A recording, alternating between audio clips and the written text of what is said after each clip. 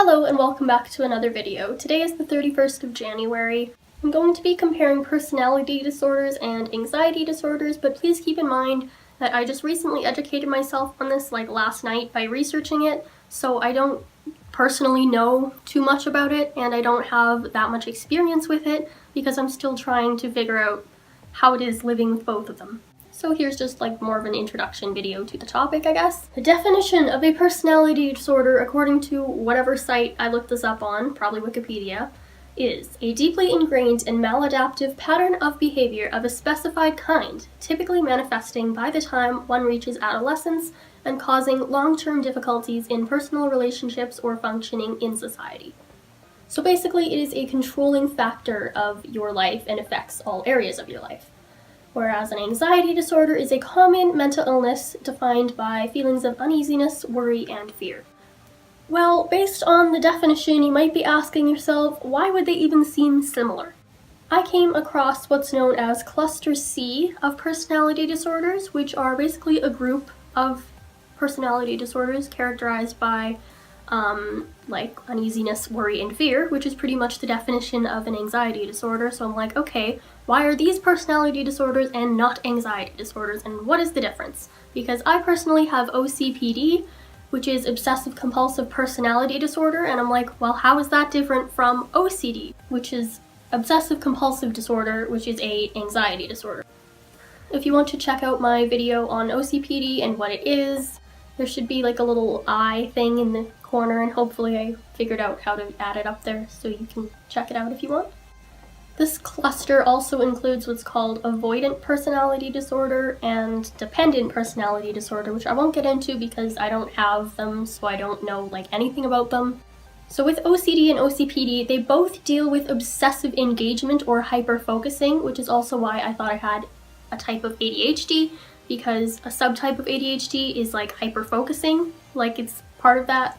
It combines a few different elements like hyper-focusing, inattention, and hyperactivity, if I'm not mistaken, and I think you can have different combinations of each, but I didn't have any of the other symptoms aside from the hyper-focusing and perfectionistic tendencies or whatever it's called.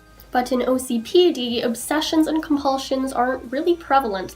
It's not consisting of, I'm obsessed with this thing, so I must do this thing in order to make me feel better, as it is in OCD. So OCPD may cause anxiety, but OCD is more of a method used to avert anxiety, if that makes any sense. OCPD more focuses on stubbornness and perfectionism, whereas OCD is characterized by unrealistic solutions used to prevent obsessive thoughts. So they're obsessive, but about different things and in much different methods. And according to most people with OCPD, it is actually a realistic and beneficial coping method for any aspect of life, because often people who succeed in life are motivated and have to work hard to get there. So a perfectionist might not be that much of a bad thing because you have to, or you feel like you have to keep working and always push yourself. Unfortunately though, this type of a mental illness seems to lead to a lot of trivialization, because well, what's so bad about working hard and bettering yourself? That's also something I thought about. I just thought I was a good student because I cared about things and I did everything I possibly can to get to where I want to be. Which obviously, as I mentioned, it's not always a bad thing, but it's bad when it starts taking over your life. And some people who don't have the disorder might not understand how traumatic it actually can be on your life, because for me personally, with my schoolwork, I become so engaged to the point that it's all I do and I don't look after myself, and that is the only thing that I put all my effort into, which is obviously quite dangerous because it's not the only thing that exists in life.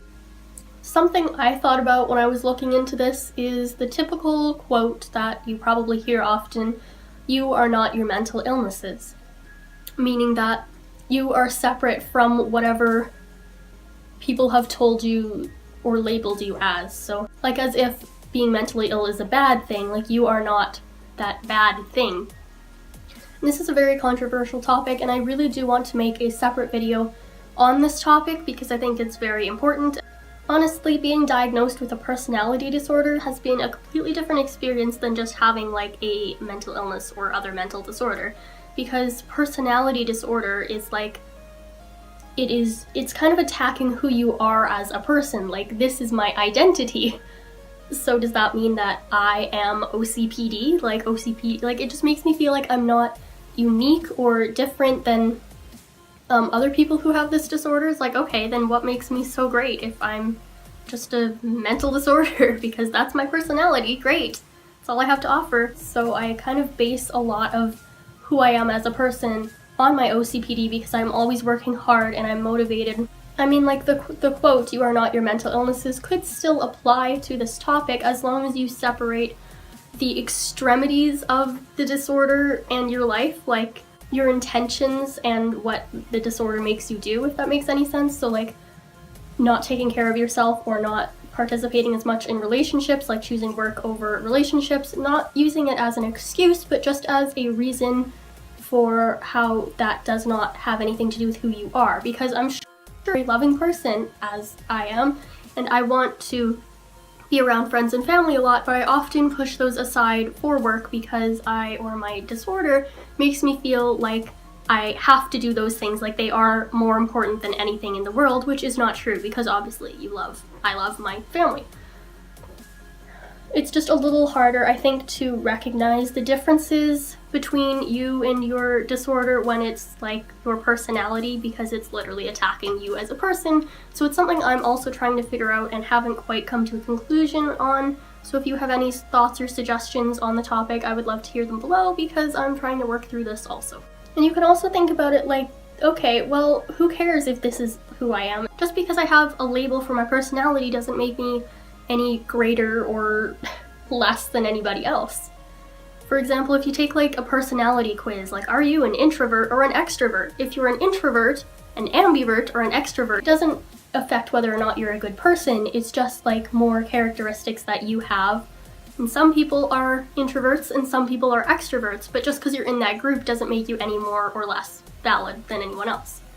I hope that makes sense. Thank you for watching, and I'll see you later.